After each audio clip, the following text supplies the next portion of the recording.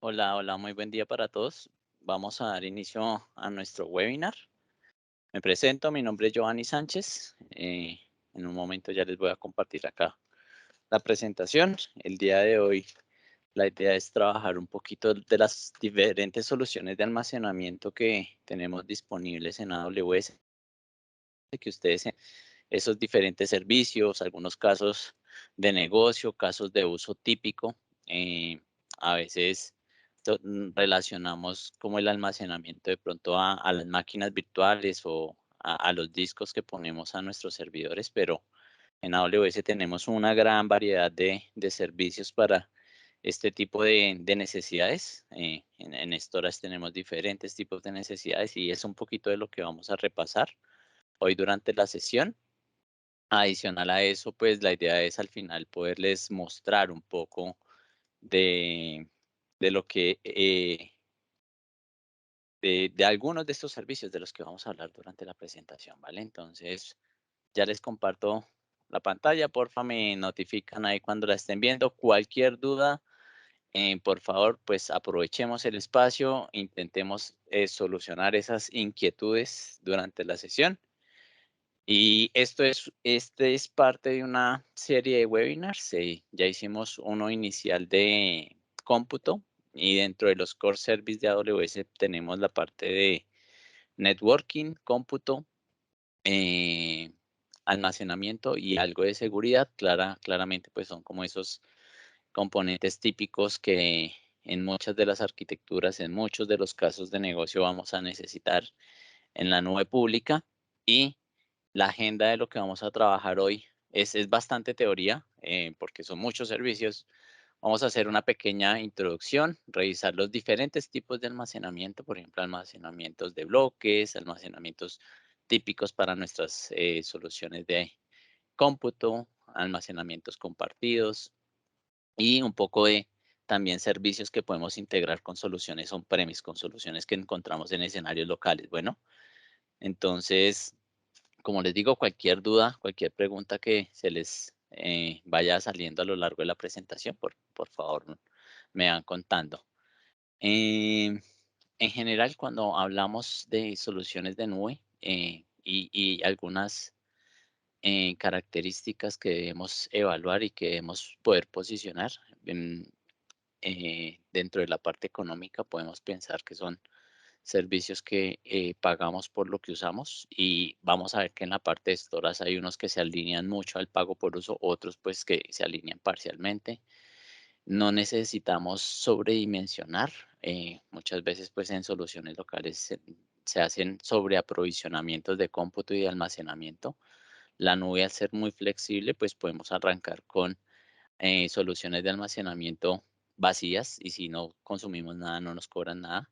O por ejemplo con los discos, hacer dimensionamientos de discos cercanos a lo que se está utilizando. Podemos poner una alarma y cuando esa alarma, no sé, ya estamos al 80% de capacidad, hacemos un crecimiento de esos discos. Entonces, pues hay diferentes maneras y evitamos el sobreaprovisionamiento de capacidad.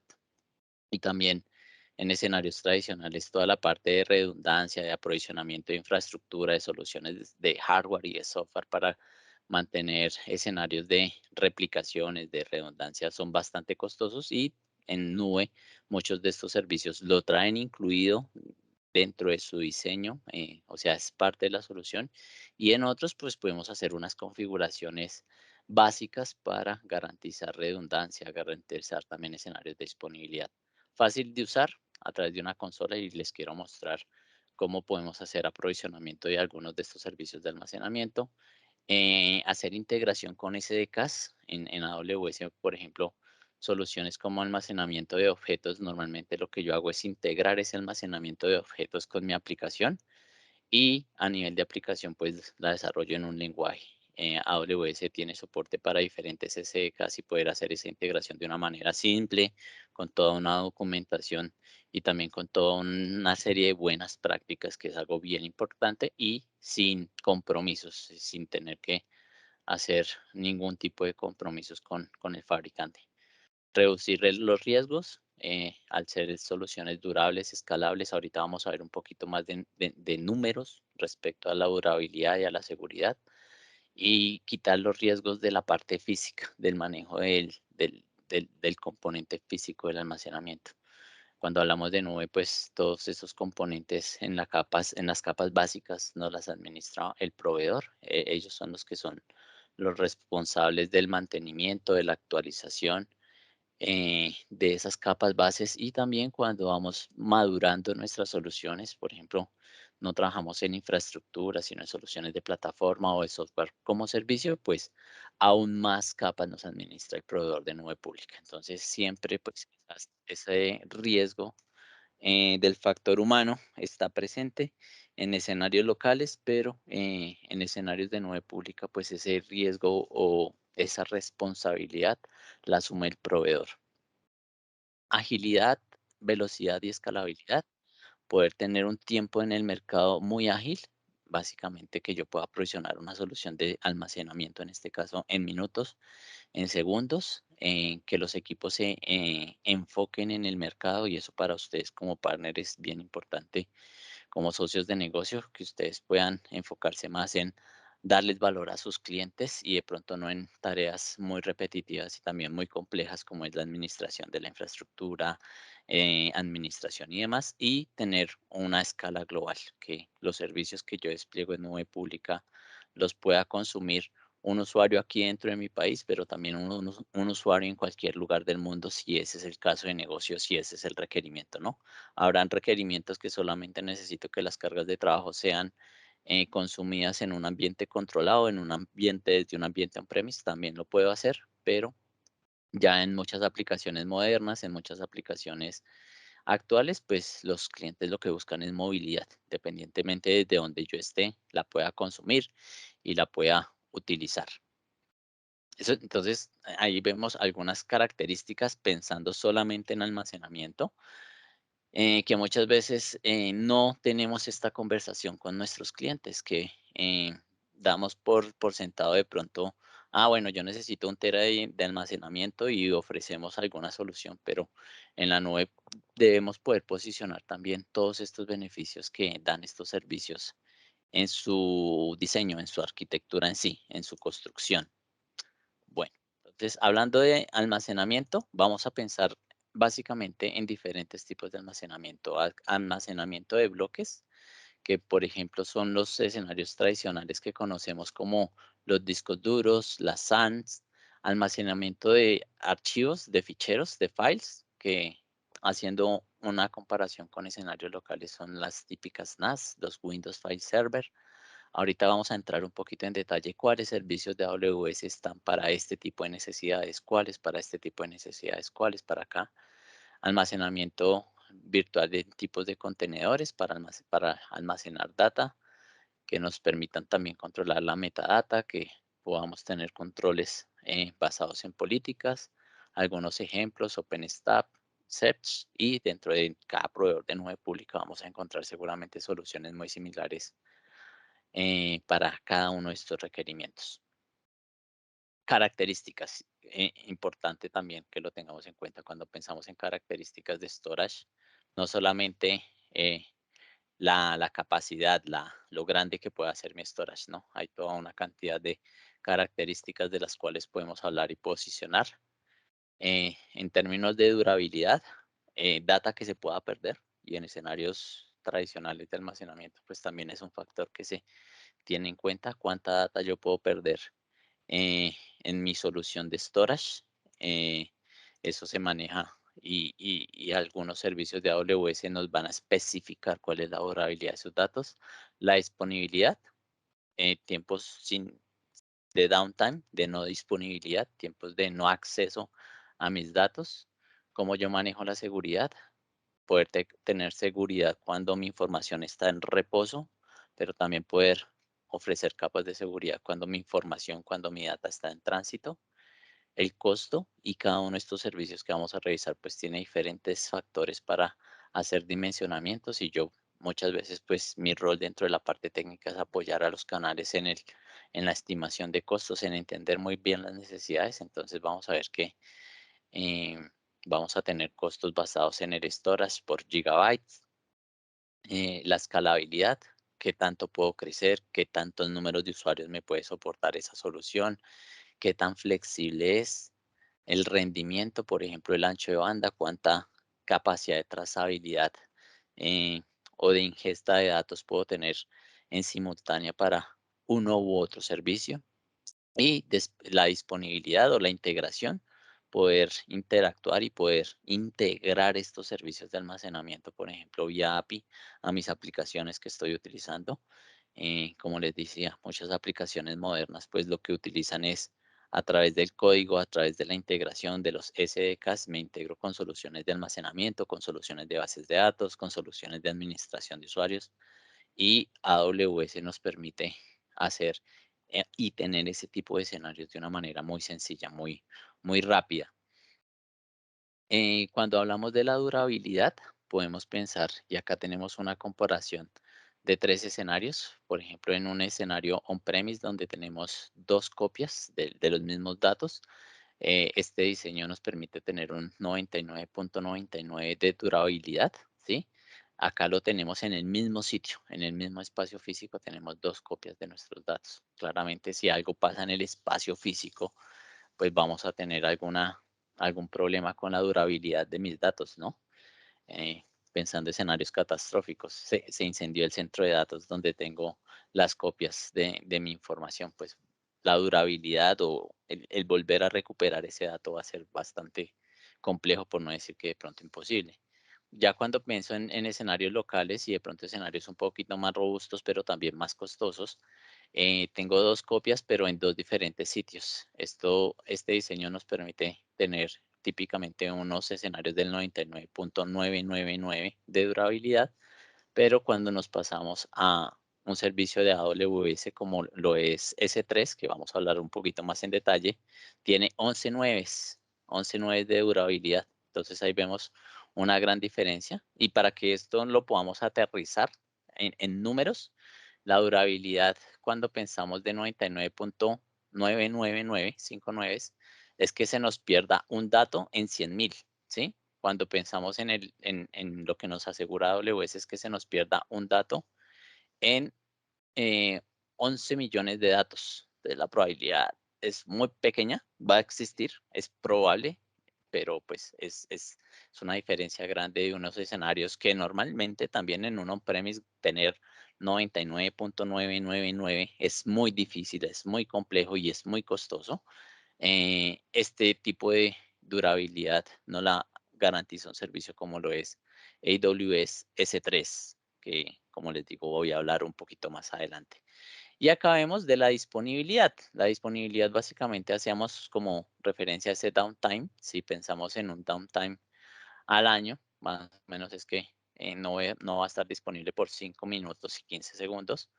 Ya con esto son 300 microsegundos. Entonces, es también una disponibilidad muy alta. Pensando en porcentajes contra disponibilidad y durabilidad, que son dos conceptos diferentes. Muchas veces cuando ustedes van a ver el detalle de los servicios de almacenamiento en AWS, una característica o un SLA para la disponibilidad y otro para la durabilidad. ¿Listo? Pero es importante que entendamos el concepto a qué hace referencia cada uno de estos casos.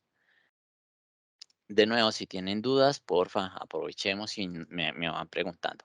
Esta gráfica creo que es clave y con que entendamos esta gráfica ya tenemos una ganancia muy grande eh, porque entendemos el ecosistema como a grosso modo de lo que nos ofrece AWS, ¿sí?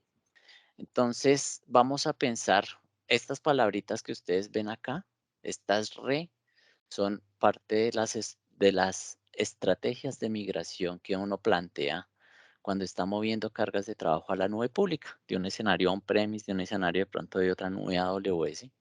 Un rehost básicamente es como un copiar y pegar. Tengo máquinas virtuales, las voy a llevar a la nube pública. Para esas máquinas virtuales lo que yo voy a utilizar en términos de almacenamiento son los EBS. Y dentro de los EBS, que es Elastic Blob Store, tenemos diferentes tipos de discos que les voy a contar un poquito más adelante. Discos de propósito general, optimizados para ciertas cargas de trabajo. Cuando pensamos en hacer un replatform, hacer algún cambio de plataforma, muchas veces los sistemas de archivos, y no quiere decir que siempre, ¿no? De pronto en un sistema de ReHost necesito un sistema de ficheros, un file storage, porque en el on-premise tenía un file storage. ¿Qué servicio en AWS me permite tener un file storage? Un EFS. Los EFS son esos sistemas que yo puedo consumir ficheros y los puedo atachar a múltiples instancias. Acá el disco va a estar atado a una máquina, igual que en escenarios tradicionales, en un file system, muchas máquinas, muchos discos van a consumir ficheros, van a consumir datos que tengo en un mismo punto de montaje. Tenemos soluciones EFS, que son básicamente para sistemas Linux, FSX, que es para Windows. Esa es como la importancia y la diferencia grande. Son file storage para Windows, unos especializados para Windows, otros especializados para Windows. Y lo que les contaba, cuando hacemos cambios en las arquitecturas o cuando estamos diseñando aplicaciones, muchas veces lo que buscamos es tener almacenamientos muy costo efectivos que podamos crecer grandemente. Hacemos rearquitectura muchas veces de nuestras soluciones y para eso está S3. S3 es un almacenamiento de objetos y tenemos diferentes capas, diferentes tier, diferentes eh, clasificaciones que les podemos dar a nuestros objetos y esto se va a ver reflejado en costos. Entonces, para que tengamos una visión general, discos que atachamos a nuestras máquinas virtuales, EBS, sistemas de file system, EFS o FSX y sistemas de objetos S3. Digamos que esas son como las grandes categorías que podemos pensar de soluciones de almacenamiento en AWS y todas ellas pues las podemos también integrar con soluciones de backup en modo general dentro de nuestras arquitecturas, dentro de nuestras cargas de trabajo. El Blob Store, que es el que les digo que es una máquina, entonces acá es muy sencillo, tenemos nuestra máquina virtual, a la máquina virtual le atachamos uno o múltiples volúmenes. Claramente al momento de crear una máquina, pues normalmente ellos tienen su volumen básico donde viene el sistema operativo, donde viene la configuración inicial, pero podemos atachar también diversos volúmenes de acuerdo a las necesidades. Acá vemos algunas de las características en términos de durabilidad, de seguridad, de escalabilidad, de backup y de rendimiento. Acá vemos, por ejemplo, que podemos tener en términos de durabilidad, eh, probabilidad de tener que nuestros discos estén disponibles en soluciones de respaldo en múltiples zonas de disponibilidad. Que es una zona de disponibilidad de pronto para los que no están tan familiarizados con AWS? AWS tiene el concepto de región, que es una ubicación física. Nosotros en Centroamérica, Latinoamérica, muchas veces usamos North Virginia o Ohio, porque es con las que mejor latencia tenemos. Entonces, dentro de la región, AWS tiene diferentes zonas de disponibilidad y una zona de disponibilidad tiene diferentes centros de datos, diferentes data centers. Entonces, una zona de disponibilidad lo vemos como uno o múltiples data centers y entre zonas de disponibilidad, Amazon pues garantiza que hay una distancia ya física hablando y que todos los sistemas de electricidad, networking, son separados entre zonas de disponibilidad. Si falla una zona de disponibilidad, la otra va a estar disponible, va a estar pues típicamente habilitada para soportar nuestras cargas de trabajo. En seguridad, poder hacer integración de manejos de identidades y de políticas de acceso con un servicio que es IAM, poder manejar encripción para los datos que tenemos en nuestros CVS, capacidad de escalar tanto para arriba como para abajo, eventualmente muchas veces en el afán de a veces llevarnos cargas de trabajo a la nube, nos llevamos el mismo disco de 4 teras que tenemos en el on-premise, pero la verdad es que ese disco de 4 teras solamente está usando 512 gigas. Entonces, ¿para qué dejamos aprovisionado un espacio que Amazon nos va a cobrar en EBS, nos cobran la capacidad provisionada? Nosotros ponemos un monitoreo, identificamos que ese disco está sobredimensionado, lo bajamos, ponemos claramente una tasa de crecimiento, ponemos algunas alarmas y cuando esté llegando a esas alarmas, a ese umbral, pues lo crecemos a medida de que lo necesitemos. tener rendimiento y ahorita vamos a ver las diferentes características de rendimiento para las soluciones de storage.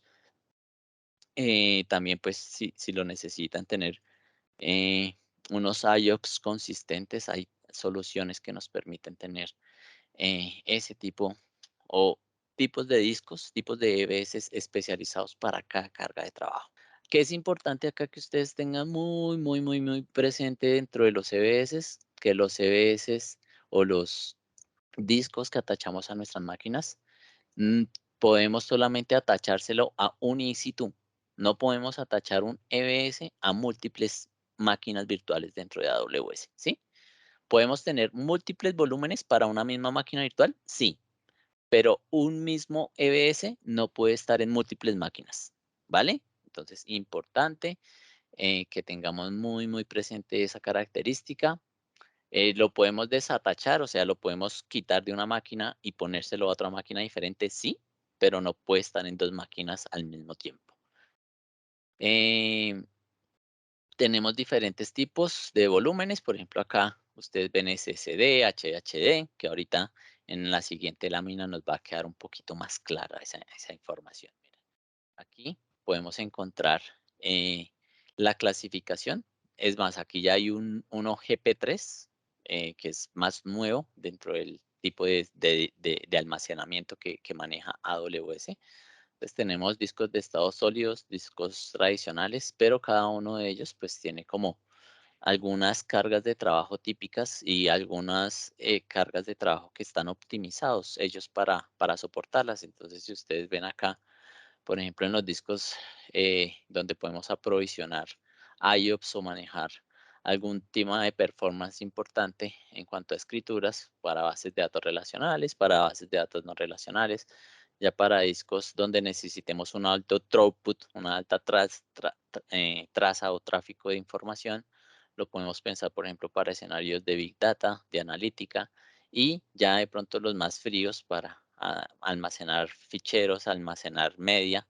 Entonces, ¿qué es importante entender acá? Que AWS nos disponibiliza una gran cantidad de opciones de discos que podemos atachar a nuestras máquinas y que cada una de esas opciones de almacenamiento pues está optimizada para ciertas cargas de trabajo. ¿Listo? Entonces, cuando ustedes tengan una necesidad importante de entender como qué tipo de cargas de trabajo es la que soportan, con eso podemos elegir el mejor tipo de almacenamiento para esa carga de trabajo. Claramente, algunos van a ser más caros que otros, el costo se va a ver reflejado pues dependiendo de la necesidad que tengamos en este tipo de almacenamiento. Algunos características de los snapshots para que nos queden pues como claros, es como tomar una foto en un punto del tiempo. Nosotros definimos, podemos poner un servicio como el AWS Backup o poner políticas, un life cycle policy se llama dentro de AWS, como cada cuánto vamos a tomar los respaldos, se almacenan en el servicio de C3 que vamos a hablar más adelante. El servicio de EBS lo accede vía API, para nosotros es transparente, es invisible. Algunas características claves que se tiene acceso inmediato a la data que está en ese volumen, en ese disco. Podemos hacer el resizing de los volúmenes. Básicamente tomamos un snapshot. Cuando queremos crecer el disco, pues a partir del snapshot es que definimos, bueno, este snapshot no lo voy a poner ya en un almacenamiento de 512 gigas, sino que necesito más, lo voy a poner en un almacenamiento de 1 tera, cosas por el ejemplo, poder compartir nuestros snapshots dentro de la información que tengo en mi disco, se la necesito o esa data la necesito compartir con otra cuenta de AWS, con un ambiente de pruebas, con un ambiente de algún proveedor. Yo puedo coger ese snapshot y compartirlo entre cuentas y copiar snapshots entre regiones. Como les decía, la región es el espacio físico dentro de AWS, que tiene múltiples zonas de disponibilidad y que cada zona de disponibilidad tiene múltiples centros de datos. Acá vemos un ejemplo, cómo trabaja un snapshot. En una fase inicial, pues dentro de nuestro volumen tenemos dos unidades de datos, dos bloques de almacenamiento. Cuando tomamos ese snapshot, van y se copian en S3. Ya en una etapa posterior, si ustedes ven se eliminó un bloque, pero se creó uno nuevo. Cuando tomo ese segundo snapshot, lo que él hace es me mantiene los 2 iniciales y me agrega el tercero. Agrego un nuevo bloque o nueva data a mi disco. Cada snapshot toma los diferenciales, no me hace una copia completa del estado del volumen. Si ustedes vieron, cogen como los bloques nuevos, los va poniendo en S3. Si el snapshot 1 ya se borró, básicamente porque yo puse de pronto una retención de 7 días, de un mes, ya cuando cumple ese ciclo de vida, la data que tomé en ese snapshot 1, pero si ustedes vieron, este volumen seguía estando, o esta data seguía estando cuando tomé el snapshot 2, cuando tomé el snapshot 3. Entonces, esa información, esa data es la que ya no tendría disponible, la otra sí la voy a tener disponible cuando hago una restauración desde los otros puntos en el tiempo donde tomé esos respaldos, esas copias. ¿Listo? Yo sé que voy un poco rápido, pero es que es mucha información y quiero mostrarles algo. Quiero que no sea solamente teórico. Em, Algo importante que necesitamos tener en cuenta, algunas instancias, no todas, miren que acá dentro de algunas familias de instancias, las EC2 son las máquinas virtuales, por ejemplo, las D, las I y las R, tienen un almacenamiento que los llamamos Instant Store. Eh, Ese Instant Store es almacenamiento no persistente, la data no se replica, no se soportan snapshots y pueden ser pues tanto SSD como HHD. Entonces, para algunas máquinas puntuales tenemos un Instant Store que tiene unas características muy, muy puntuales que en algún momento es importante que ustedes lo tengan en cuenta si están incluyendo esas familias de máquinas virtuales dentro de sus arquitecturas. El segundo, cuando pensamos en sistemas de ficheros, ahí estamos hablando de un EFS. Lo importante del EFS es que podemos hacer manejo dentro de las instancias de S2. Están y trabajan con estándares, con protocolos estándares que conocemos en el mercado de tecnología. Podemos escalar a partir o podemos unir estos sistemas de ficheros en miles de instancias si es la necesidad. El almacenamiento puede escalar a niveles de petabytes de información. Eh, También hay ciertas cargas de trabajo que utilizan y que trabajan mucho con este tipo de almacenamientos, que ya lo vamos a ver. Altamente disponible y duradero. Entonces aquí AWS ya se encarga de que estos soluciones no vivan en una zona de disponibilidad, sino que vivan en múltiples zonas de disponibilidad. Son servicios manejados por AWS. Nosotros no nos tenemos que preocupar por el hardware, por el networking, por la capa del sistema de ficheros. Se puede crear rápidamente y este es un servicio en donde yo sí no tengo que definir una capacidad preaprovisionada. Yo creo mi file system y él, a medida de que pongo información, que pongo datos dentro de ese file system, es que empieza a crecer y me empiezan a hacer eh, cobro de acuerdo al crecimiento o a la capacidad de almacenamiento que yo esté utilizando en ese file system. Integración, pues aquí lo importante es que se trabaja con protocolos estándares, que la semántica y la estructura del sistema es muy similar a lo que se trabajan en escenarios tradicionales de file system. Trabaja con sistemas operativos estándar y también eventualmente si necesitamos a nivel de una API, de una solución, hacer integración con un file system, lo podemos hacer fácilmente. Estos sistemas crecen y decrecen automáticamente a medida que agregamos y removemos ficheros, de que agregamos o quitamos data a este tipo de almacenamiento. No necesitamos aprovisionar capacidad ni rendimiento y pagamos solamente por lo que utilizamos. No hay como un commitment o una cantidad mínima de lo que necesitemos aprovisionar. No es que voy a utilizar un EFS y lo aprovisiono con 1 GB y a partir de ahí crece. No, aprovisiono mi EFS, después lo monto en mis máquinas virtuales y a medida que voy poniendo información ahí, es que me empiezan a hacer consumo de acuerdo a la cantidad de data que tengo. Pueden crecer a niveles de petabyte. Él maneja también el crecimiento y la demanda, de acuerdo a la demanda también de los IOPS, del performance en cuanto a escrituras y lecturas que se hagan al fichero.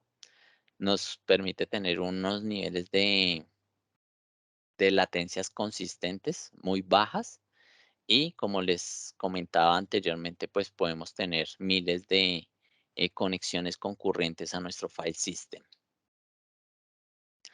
Eh, Está diseñado, y acá ya es básicamente en el diseño propio del servicio que maneja AWS, para poder eh, trabajar aun cuando una zona de disponibilidad está afuera. Entonces, básicamente, los recursos, la data que ponemos en nuestro sistema de fichero está replicado en múltiples zonas de disponibilidad, y zonas de disponibilidad, recordemos, es un arreglo de data center, que cada zona de disponibilidad está separada al menos 100 kilómetros. Toda la conectividad administrada por AWS para nosotros es transparente, casi que podemos poner una máquina virtual en la zona 1A y en la zona 1B, y para nosotros el performance y la comunicación muchas veces es transparente.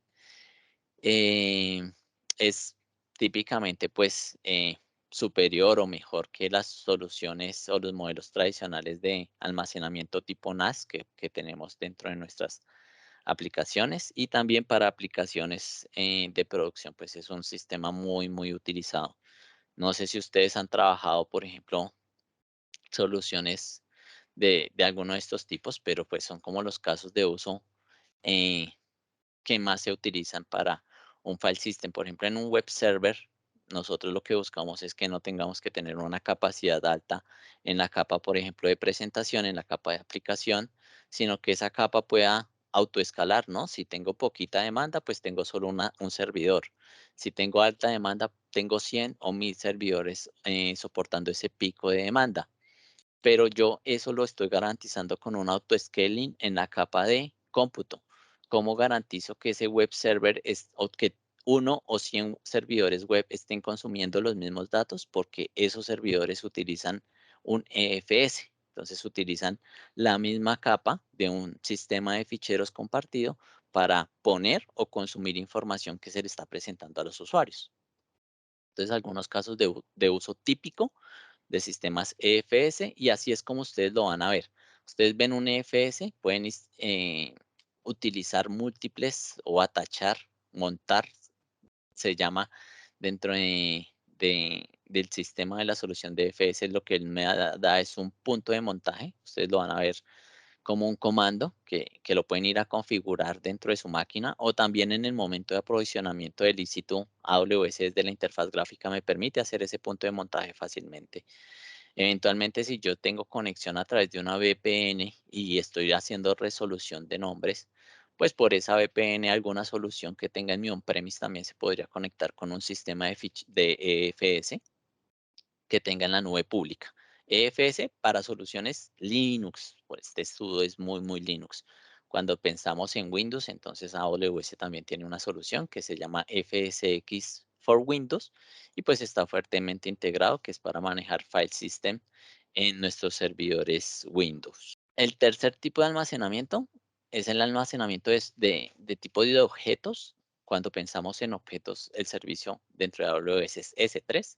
S3 Simple Storage Service.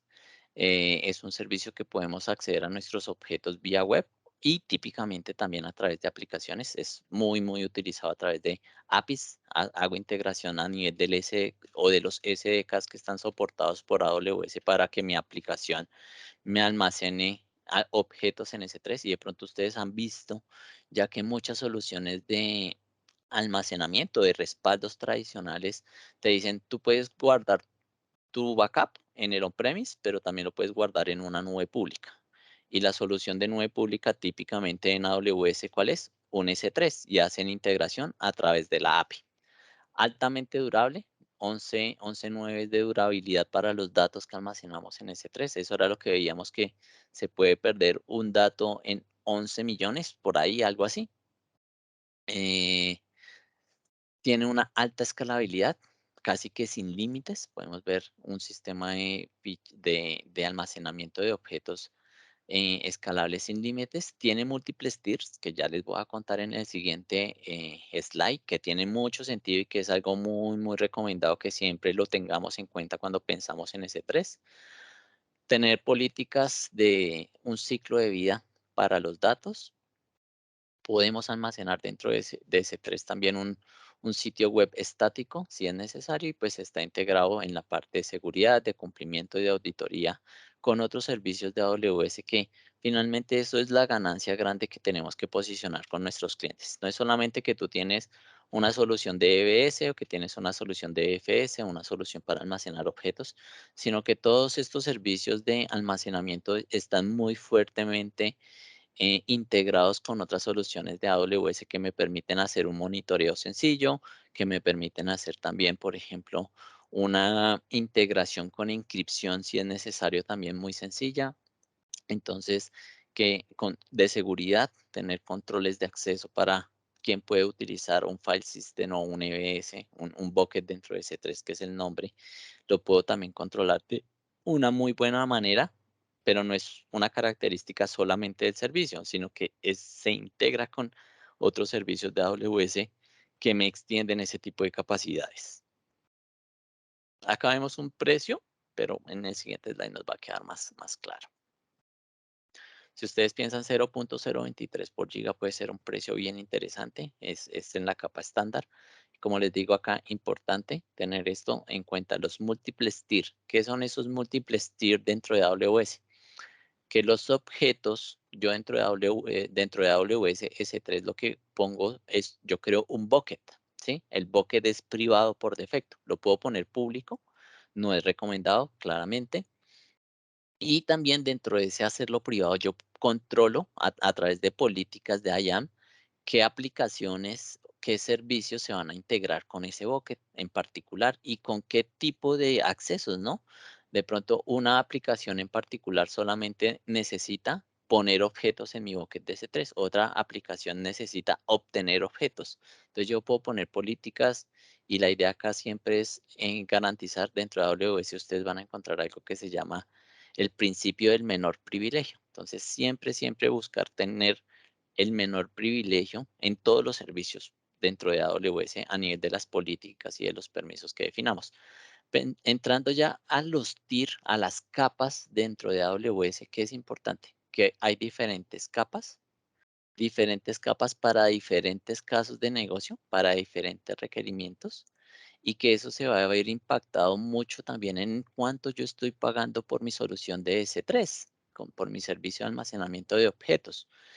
Ustedes ven acá que muchos de ellos, la mayoría, están disponibles, o sea, AWS se encarga de replicar los objetos en múltiples zonas de disponibilidad, al menos tres, menos en uno que se llama S3 One Zone Infrequent Access, ¿sí? Acá pues una sola zona de disponibilidad.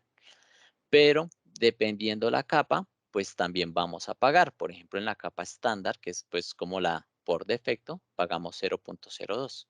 En una capa ya de Deep Archive pagamos 0.00099. Entonces acá nos imaginamos esta capa ya muy especializada para esas empresas que necesitan tener por cumplimiento de pronto respaldos o información por muchos años, pero que cuando yo la necesito recuperar, de pronto puedo tener acá eh, una ventana para hacer esa recuperación de la información. Puedo tener ventanas de 12 horas, de 48 horas para traer esa información. El tiempo en el cual yo la voy a consumir no es crítico, ¿sí? Lo crítico es que yo la pueda mantener por muchos años y que seguramente ese almacenamiento va a crecer de una manera muy importante. Entonces, hay diferentes capas. Por defecto, ¿a qué le pega o qué es lo que tiene sentido la capa? Es el objeto, no es el bucket. Cuando yo cargo un objeto dentro de S3, yo defino en qué capa se va a clasificar en la capa estándar, en la capa de Glacier, en la capa de estándar infrequent access, es a nivel de objeto, ¿vale? Y otra cosa importante es que estas capas necesitan por la política de vida de los datos tener una duración mínima. ¿Qué quiere decir eso? Que si yo pongo un objeto, por ejemplo, en acceso infrecuente, hoy no lo puedo mover mañana a Glacier, ¿sí? AWS tiene unos tiempos, una cierta cantidad de días donde el objeto tiene que estar en esa capa para poderlo mover a otra capa. Entonces, si ustedes tienen casos de negocio típicos donde necesito grandes volúmenes de información por temas de compliance, pues seguramente podemos pensar en un S3 Deep Archive.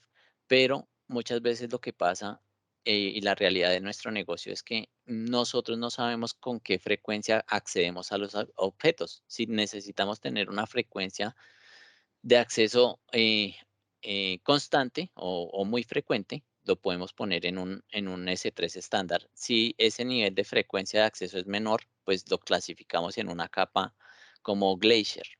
Pero esto con los objetos nosotros muchas veces no lo conocemos, no lo manejamos. AWS tiene una característica en S3 que se llama el Intelligent Tiering, que te permite es básicamente clasificar la data y que esa data se pueda mover dentro de las diferentes capas de acuerdo a la usabilidad que se le da. Si algunos objetos son muy frecuentemente usados, pues S3 automáticamente los va a dejar en la capa estándar, pero si otros objetos casi nunca se acceden, pues él los va a ir clasificando a capas menos costosas. Es muy importante y también es importante entender la necesidad del negocio.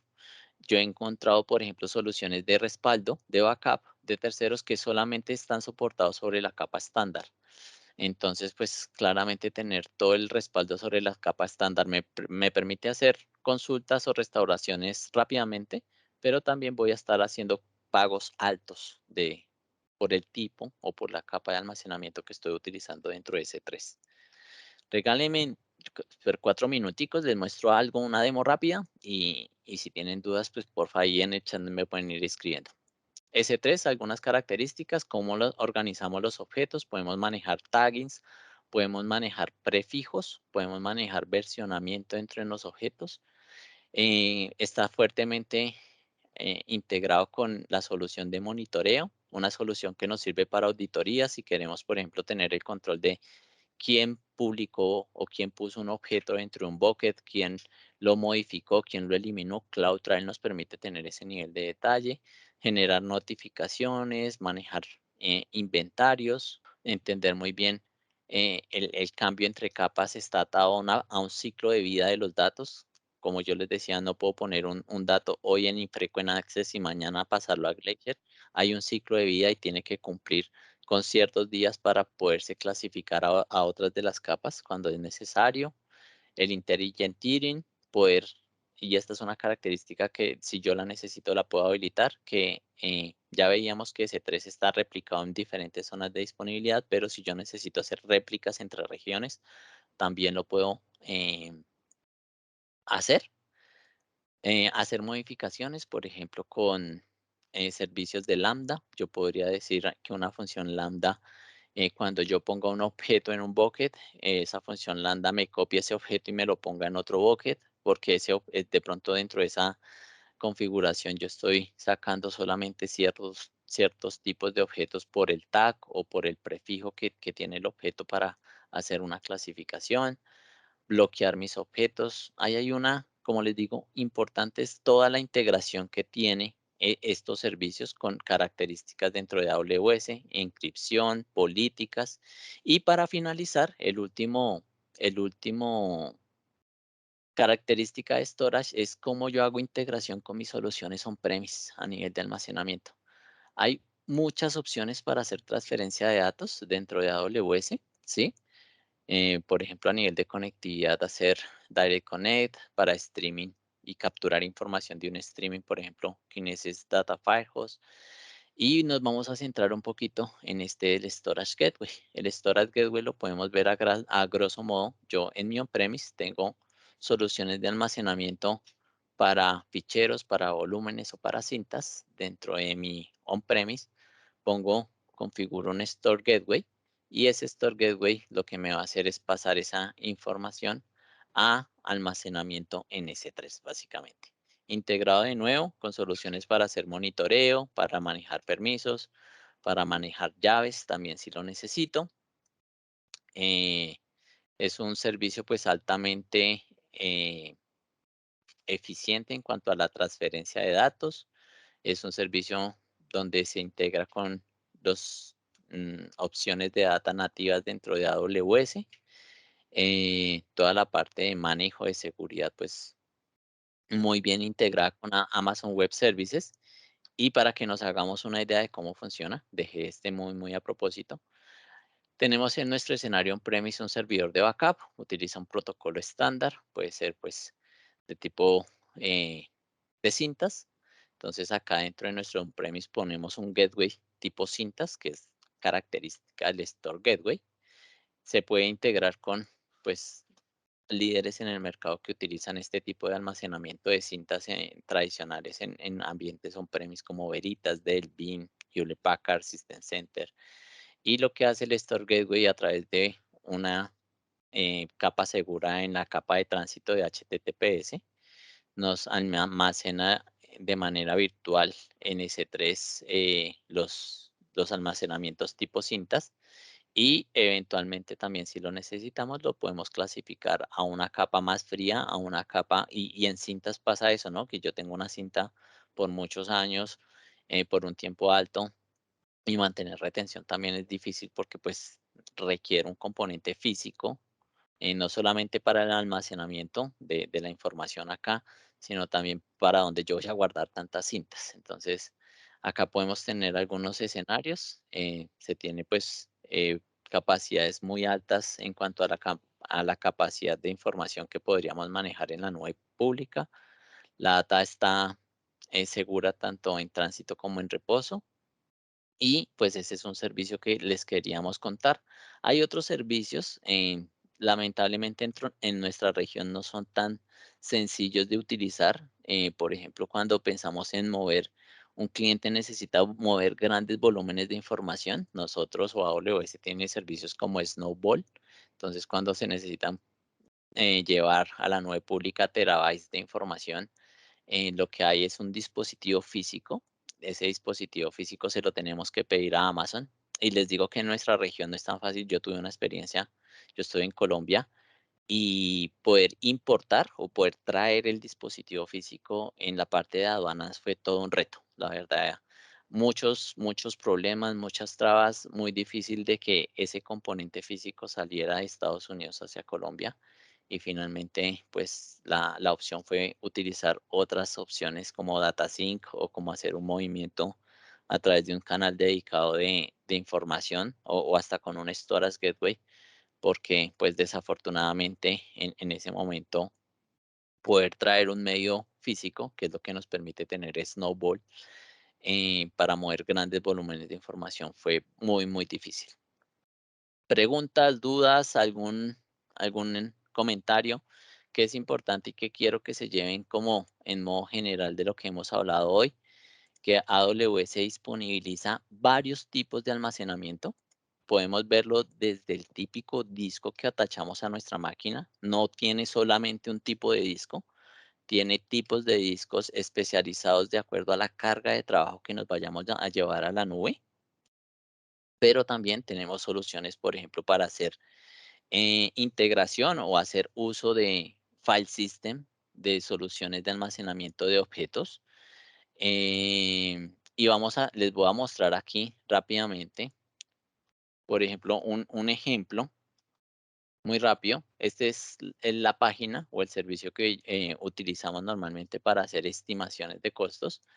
Y les voy a mostrar una diferencia muy grande de, por ejemplo, utilizar S3, que es el almacenamiento tipo objeto. Acá muchas veces trabajamos, como les decía, en Ohio o en North Virginia por temas de rendimiento, de latencia. Y acá vamos a hacer un ejercicio de objetos 10 gigas, 10 gigas por mes. ¿Cuántas solicitudes de poner información, de copiar, de listar? Acá ya vemos un precio inicial. Si ustedes ven, es bastante en S3. Si utilizamos 100 terabytes de almacenamiento, pues 100 terabytes también es mucho, ¿no? Normalmente nosotros para encontrar un cliente que tenga una solución de almacenamiento de 100 teras en un espacio local, no es muy fácil que lo encontremos, no es como el escenario típico. Pero les quiero hacer el ejemplo para que podamos dimensionar un poquito la diferencia de costos entre una capa y otra de S3. Voy a poner acá que vamos a hacer 10.000 solicitudes para poner y también 10.000 para obtener información. Entonces, 2.304 con 10.000 solicitudes en cada una de esas tareas. Y ahora lo voy a poner en Glacier Deep Archive, que es uno de los más baratos. Entonces voy a poner acá 100 teras con 10.000 también, ¿cierto? Entonces miren, pasamos de 2.300 a 102, o sea, ni, bueno, no sé cuál es el porcentaje, pero es demasiado diferente de utilizar un volumen de información, un volumen de datos de objetos tan grande como 100 teras en una capa u otra de lo que es S3. Por eso yo les decía que es muy importante que ustedes entiendan las diferentes capas porque eh, sabiendo que podemos clasificar de pronto algunos datos para nuestro cliente, tiene mucho sentido lo que les decía. Ellos necesitan almacenar los objetos solamente por cumplimiento, por alguna auditoría, por un tema legal, ¿cierto? Muchos clientes, muchas verticales de negocio necesitan tener sus expedientes o su información por muchos años, por si yo recibo una demanda, por si tengo algún tema de pronto que muy específico, pero para mí no va a ser crítico si esa restauración de esa información se demora 1 o 2 días. No me va a impactar muy grande, de una forma muy importante mi negocio. Entonces, pues decimos, ok, está S3, pero no utilices S3 en la capa estándar, sino utiliza S3 de pronto en la capa más barata, en la capa de Glacier, eh, entendiendo pues sus características y sus diferencias. De nuevo, pues yo estoy acá también dentro de mi rol técnico para apoyarlos, para poderles ayudar a entender y a dimensionar un poco las necesidades que tengan en cada uno de sus casos de negocio. Les voy a mostrar en estos minuticos que nos quedan, por ejemplo, un servicio muy sencillo como lo es S3. Yo dentro de S3 lo único que tengo que definir es la región en la que voy a poner mi bucket. Yo acá puedo crear, tengo muchos buckets, voy a poner acá uno nuevo. Webinar, el nombre del bucket tiene que ser único globalmente. Entonces yo voy a poner acá Webinar Storage Incomex. Vamos a ver, esperemos que no exista ese nombre. Bueno, ya la voy a poner como la fecha 12/05. ¿En qué región la voy a poner? En North Virginia. Si queremos copiar nuestra configuración, o sea, ya tenemos un bucket previamente configurado y queremos que este bucket tenga la misma configuración de ese que ya teníamos. Por defecto está bloqueado para acceso público y la idea es que lo dejemos de esa manera. Si necesitamos controlar versiones, simplemente es tan sencillo como desactivar o activar estas características. Si necesitamos que nuestra información esté cifrada, hay cifrados, servicios de cifrados propios de S3, cifrados con servicios como KMS. Entonces, si ustedes ven tener mis datos encriptados en reposo, pues es también una integración muy sencilla que nos ofrecen estos servicios de nube pública y si necesitamos algunas configuraciones avanzadas. Entonces acá yo ya estoy creando un objeto, ya creé un bucket, seguramente por acá lo estoy viendo. Ese bucket pues para cargar información, para cargar archivos, lo único que yo tendría que hacer es de pronto cojo acá, por ejemplo, la PPT que estoy utilizando, la arrastro, la pongo acá. Aquí en el momento del objeto es que yo tengo que definir la característica o el tier al cual va a estar trabajando ese, ese, ese objeto. Entonces, si ustedes ven, por defecto está en la estándar, pero si yo, por ejemplo, quisiera que ese objeto de una vez quede en Glacier Deep Archive, lo puedo poner acá. Y estos son las cantidades de días que tienen que estar en cada almacenamiento, ¿sí? Si mi data yo la pongo en acceso poco frecuente, tiene que estar al menos 30 días este objeto para que después se pueda mover a Glacier. Y después de que esté en Glacier, tiene que estar al menos 90 días para que yo lo pueda poner en Deep Archive. No quiere decir que tenga que pasar todas estas capas, ¿no? Yo podría decir que un objeto que está en la capa estándar pase directamente a Deep Archive. Yo puedo manejar esas políticas de ciclo de vida de mis objetos de acuerdo a mis necesidades. Yo lo voy a dejar acá en la capa estándar. De nuevo, ahí lo importante es que entendamos que la capa está muy atada al objeto, no al bucket. Yo no puedo definir, es que este es mi bucket que va a ser Glacier. No, son los objetos que yo hago esa configuración. Ya me hizo el cargue del archivo del objeto. Aquí siempre hablamos como de objetos. Y si ustedes ven, pues ya tengo acá control de versiones, tengo definidos políticas que puedo acá hacer integración para que algún servicio, alguna aplicación pueda acceder a este objeto y con qué nivel de permiso tiene acceso, solamente visualización. Aquí ya en un momento me va a empezar a cargar información, pues por ahora no veía información porque es un bucket nuevo, un bucket que no tiene objetos. Yo puedo empezar acá a hacer cargue de más objetos, por ejemplo, simplemente voy a cargar otros 3 objetos y yo no hice ninguna configuración adicional, no hice, digamos que mayor personalización a nivel de mi bucket, pero estos servicios pues están integrados con políticas de ciclo de vida, con visualización de métricas, que es el servicio de CloudWatch, definir cómo de pronto creo algún punto de acceso para que consuman la información que está en este bucket y es muy sencillo. El tiempo no nos da para mostrarles más, pero aquí la invitación es de nuevo, si tienen algún requerimiento, si tienen alguna oportunidad donde necesiten apoyo, pues estamos aquí para eso. Vamos a tener más sesiones de entrenamiento en otras cargas de trabajo. Hablar de storage nos puede tomar fácilmente con unos ejemplos básicos, una sesión de unas 4 horas o más, porque son muchos servicios, son muchas características, pero lo que queríamos en este webinar es que ustedes se lleven esa idea general de diferentes tipos de almacenamiento para diferentes requerimientos dentro de sus casos de negocio y que cada uno de ellos está muy fuertemente integrado con otras características, con otros servicios dentro de AWS que nos va a permitir básicamente pues tener eh, ese nivel de almacenamiento adecuado para nuestra carga de trabajo. Les agradezco pues el estar con nosotros. No sé si alguien tiene alguna duda, alguna pregunta, algún escenario de pronto que quiera compartir con nosotros. Vale, entonces pues creo que no hay preguntas por ahí. De nuevo, pues muchas gracias, que tengan muy buena tarde y nos vemos en nuestros próximos webinars.